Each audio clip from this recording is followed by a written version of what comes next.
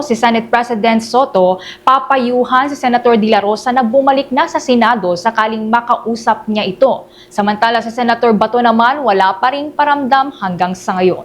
Kaugnay niyan, kumuha pa tayo ng karagdagang detalye sa pag-uulat ni Bombo J.C. Galvez. Papayuhan ni Senate President Tito Soto III si Senador Ronald Bato de la Rosa na bumalik na sa Senado kung sakaling makausap niya ito.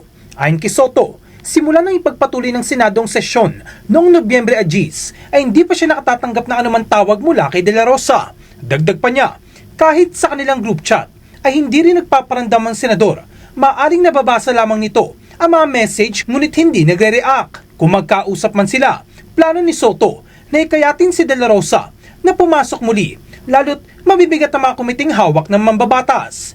Tiniyak rin ni Soto na may gagawin ng liderato ng Senado ng nararapat na proteksyon kay De La Rosa, katulad ng mga hakbang na ibinigay noon ng institusyon kina dating Senador at ngayon Congressman Leila de Lima at dating Senador Antonio Trillanes IV. Dagdag pa ni Soto, ipatutupad ng Senado ang mga umiiral nitong alituntunin para sa mga senador na naharap sa kaso.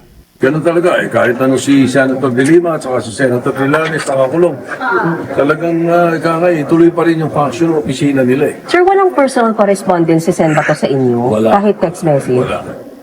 Hindi nakadadalo si De La Rosa sa mga sesyon mula Nobyembre Agis sa gitna ng ulat tungkol sa umani arrest warrant mula sa International Criminal Court laban sa kanya.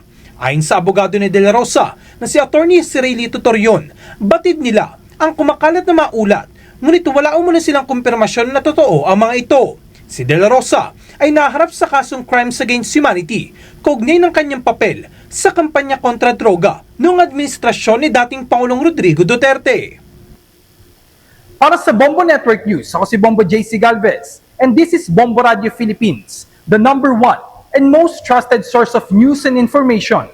Basta Radio, Bombo! For the most trusted source of news and information, visit our website at www.bomboradio.com. Follow us on Bombo Radio mobile app, Facebook, YouTube, TikTok, and X, formerly Twitter.